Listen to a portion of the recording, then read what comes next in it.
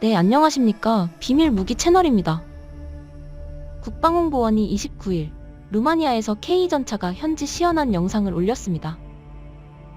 태극기와 루마니아기를 달고 광활한 평원을 힘차게 달리며 포를 쓰는 모습이 굉장했습니다. 영상을 본 이들은 시연이기보다는 K갈라쇼네요. 멋지다. 우승 확정하고 난 뒤하는 갈라쇼 같은 분위기네요 라는 반응을 보였습니다. 한국의 K전차가 이번에 폴란드에 이어 루마니아에게도 수출되면서 인근국인 슬로베니아, 체코, 불가리아 등도 도입을 검토하고 있는 것으로 알려졌습니다. 그런데 루마니아에서 미국 에이브람스 전차를 제치고 K전차가 선택을 받자 놀라운 것은 루마니아와 주변국뿐만 아니라 미국에서까지 놀라운 반응이 나오고 있습니다. 이 소식이 레딧에 올라가자 이러한 반응이 쏟아졌습니다. 미국인으로서 나도 이를 권장한다. 우리는 해결해야 할 문제가 많습니다. 여기 미국 방산업계에는 많은 부패가 있습니다. 더 다양한 옵션을 육성하는 것은 유럽에 도움이 될 것입니다. 공화당이 압박을 가할 때 우리가 유럽을 지원할지 여부를 알기 때문입니다. 민주주의의 무기고가 좀 더 널리 퍼져 있다면 자유 세계 전체에 더 좋을 것입니다. 그들에게 에이브랑스를 구입하는 것을 권장하지 않습니다. 멋진 탱크지만 그녀는 유지관리 여왕입니다. 한국은 서방의 강력한 동맹국이다. 나는 유럽이 태평양 국가들의 미래에 더 많은 투자를 할 수 있도록 유럽과 한국 사이에 더 많은 관계를 구축해야 한다고 말하고 싶습니다. 게다가 저는 폴란드가 폴란드에 한국과 공동정비시설을 설립할 것이라고 믿습니다. 이는 한국과 유럽 사이의 공급 라인이 중단될 수 있는 분쟁 중에 탱크가 계속 작동할 수 있도록 유럽 대륙에서 상당한 양의 부품을 서비스하고 제조할 수 있음을 의미합니다. 여기서 우리는 독일 방위 산업의 실패를 볼 수 있습니다. 라퍼디는 루마니아의 완벽한 후보였을 것입니다. 그러나 독일조차도 이를 곧 얻을 수는 없기 때문에 다른 국가들은 기다리기를 원하지 않는 것 같습니다. 당신이 루마니아에 있고 트럼프 스타일의 대통령에게 예비 부품을 구걸해야 하는데 그가 왜 러시아의 땅을 돌려주지 않니라고 말한다고 상상해보세요. 이제 한국은 유럽 국가들에게 미국이나 독일보다 더 매력적인 전차를 생산하고 있으며 러시아 무기에 실망한 국가들에게까지 새로운 무기 공급국으로 급부상하고 있습니다. 최근 우크라이나 전장에서 러시아군의 주력 전차가 망신을 당하고 있습니다. 이번 전쟁의 격전지인 우크라이나 동부 도네츠크주에서 미국 브래들리 장갑차를 탄 우크라이나군이 러시아군 T-90과 교전을 벌였습니다. 우크라이나군이 근거리에서 러시아군의 T-90을 공격하자 놀라운 광경이 펼쳐졌습니다. 브래들리 장갑차가 23발의 기관포를 퍼붓는 동안 단 3발의 대응사격밖에 하지 못했는데 이후 다른 브래들리 장갑차가 집중 포격을 하가 무참하게 당했습니다. 현장을 벗어나려는 T-90은 통제력을 잃고 포탑이 홀로 빠르게 회전하기 시작했습니다. 27톤의 브래들리와 비교할 수 없는 전력인 46톤이 넘는 T-90은 러시아가 최신 전차로 자랑해왔지만 전장에서 보여준 위력은 형편없었습니다. 기관포를 단 브래들리 장갑차의 사격연습용이나 마찬가지였습니다. 전장에서 또 다른 T-90 전차가 제멋대로 회전하는 모습이 포착되었는데 유도 광학장치가 손상된 것으로 보였습니다. T-90의 유도 광학장치가 손상되어 사격 통제 시스템을 통제 못해 포탑이 제멋대로 회접했습니다. 이 모습을 본 한 전직 영국군 전차 사령관은 미숙한 승무원과 열악한 전자장비 등으로 인해 해당 결함이 나타났을 가능성이 높다고 말하기도 했습니다. 이어 디스코 헤드 결함은 T-90 전차의 전자장치 고장일 가능성이 있다. 서방의 전차는 매우 정교한 사격 제어 시스템을 갖추고 있지만 러시아군의 전차는 이를 제대로 갖추지 못한 것으로 보인다고 했습니다. 전쟁 초기에 러시아군의 구형 T-72, T-80 전차가 대전차 미사일 공격을 받아 회전 포탑 내 비축된 탄약들이 2차 폭발하면서 포탑이 본체에서 튀어나가는 장면이 목격되었습니다. 이에 러시아는 최신형 T-90으로 대체한다고 했지만 T-90의 참혹한 실체가 드러나고 있습니다. 푸틴은 지난 2월 전차 공장을 방문해 T-90은 세계 최고라고 하면서 러시아 전차 기술을 극찬하며 신기술을 계속 개발해야 한다고 말했습니다. 푸틴은 전쟁이 벌어지면서 전차 생산이 5배가 늘었다고 극찬하며 전차 공장 노동자들과 대화하면서 T-90은 세계 최고의 전차로 우리 군뿐 아니라 적군도 세계 최고로 인정한다고 말하기도 했습니다. 러시아는 그동안 세계적인 방산 강국으로 방산 수출 시장에서도 미국에 이어 늘 2위 자리를 차지해왔습니다. 미국산 무기를 살 수 없는 국가들은 최고의 기술력을 가지고 있다는 러시아산 무기를 구입했습니다. 하지만 이번 우크라이나 전쟁에서 러시아 기술력의 현주소가 여실히 드러나면서 러시아 무기를 구입하려고 했던 국가들이 전쟁이 끝나고서도 등을 돌릴 것이라는 전망이 나오고 있습니다. 러시아 기술력의 한계는 북한과의 콜라보에서도 드러나고 있습니다. 최근 러시아가 전장의 분위기를 역전시킨 데는 북한이 제공한 미사일 때문인 것으로 알려지고 있습니다. 최근 우크라이나 전쟁에 사용된 미사일 잔해의 사진에서 북한제의 흔적이 드러났습니다.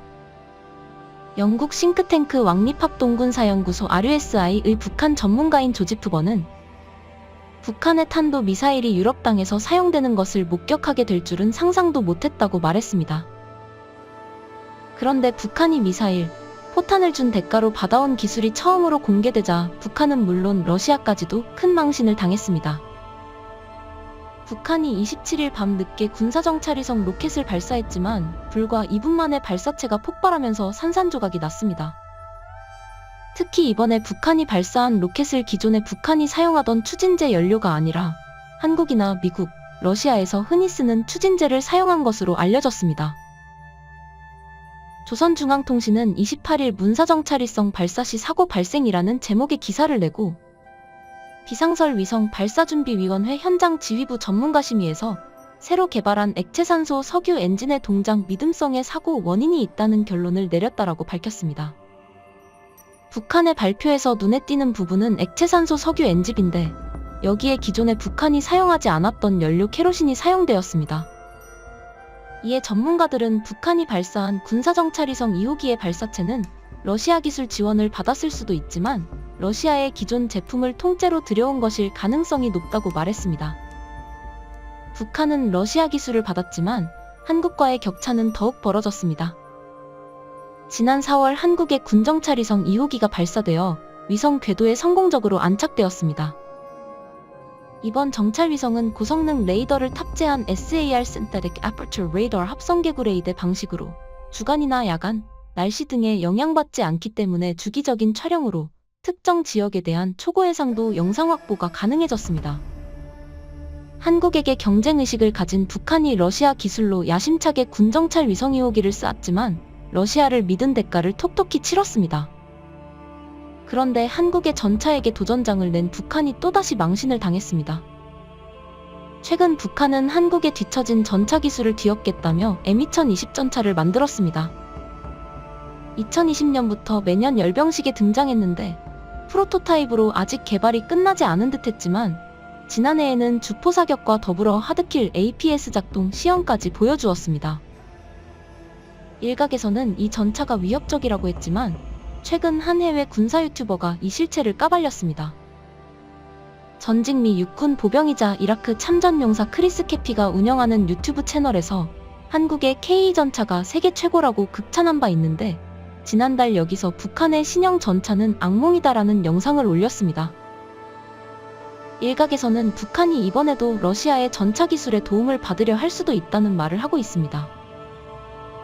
러시아는 과거 한국과 불공 사업을 하면서 북한에 대한 무기 공급과 군사협력을 차단했지만 우크라이나 전쟁을 통해 협력하면서 전차 개발까지도 도움을 줄 수 있다는 것입니다.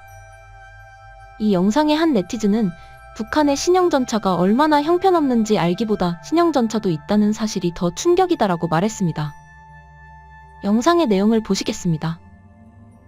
북한은 최근 최고 지도자 김정은이 신형 차세대 탱크를 몰고 다니는 예상치 못한 매우 재미있는 영상을 공개해 충격을 주었습니다. 이번 영상을 통해 우리는 이 탱크가 두려움의 대상인 진짜 주력 전차인지 아니면 트랙터 부품과 판때기를 덕트 테이프로 정교하게 결합한 것인지에 대한 새로운 통찰을 얻게 될 것입니다. 정답을 잘못 맞히면 10년 동안 수용소에 갇히게 됩니다. M2020은 2020년 10월 북한 공산주의 노동당 창건 75주년을 기념하는 군사 퍼레이드에서 처음 공개되었습니다. 총 9대가 퍼레이드 기간 동안 주요 도로를 행진하며 최신 광학 장치, 사격 통제 시스템, 장갑 도금, 냉동 보호 시스템까지 갖춘 모습을 뽐냈습니다. 대전차 유도 미사일이 왜 장착되어 있는지부터 시작해서 이 탱크에 대해 궁금한 점이 100만 가지가 넘습니다. 이 전차는 과연 좋은 생각일까요? 아닐까요? 대량 생산되어 널리 채택될 수 있을까요? 그리고 애초에 북한의 전차전 경험은 어떤가요? 1950년부터 1953년까지의 한국전쟁 기간 동안 북한은 자체적으로 생산한 주력 전투 탱크를 보유하지 못했습니다. 그들은 소련이 조셉 스탈린에게 공급한 약 200대의 T-34 탱크에 의존했고 한국전쟁 초기에는 큰 효과를 발휘했습니다. 하지만 미국이 참전하자 북한 탱크는 미국의 공군 우위와 첨단 미군 탱크에 밀려 맥없이 무너졌습니다. 하지만 제가 이 이야기를 꺼낸 이유는 북한이 전투에서 전술적 차원에서 현대식 탱크를 운용한 경험이 많지 않다는 사실을 설명하기 위해서입니다. M2020에 대해 가장 먼저 눈에 띄는 것 중 하나는 북한이 과거에 선보였던 것과 비교했을 때 시각적으로 얼마나 뚜렷한 차이를 보이는지입니다. 역사적으로 북한은 항상 러시아 T-62 전차 디자인을 파생하여 사용했습니다. 그러나 특히 군사 장비 분야에서의 무역 금수 조치로 인해 북한은 최신 탱크 기술을 확보하지 못했습니다. 그렇기 때문에 M2020은 국제 제재를 받고 있음에도 불구하고 북한 방위 산업의 생산 능력을 상징하는 것으로 여겨집니다. 우리가 보는 탱크는 일반적으로 T-62 기본 모델의 T-72와 88형과 같은 다른 탱크의 여러가지 중첩된 추가 기능을 통합한 마치 프랑켄슈타인식 디자인 설계입니다. 아래로 내려가면 7개의 차륜을 통해 단순히 T-62의 외형만 바꾼 것이 아니라 이전에 볼 수 없었던 새로운 디자인이라는 것을 알 수 있습니다. 현재 북한은 3가지 디자인의 전차를 운용하고 있습니다.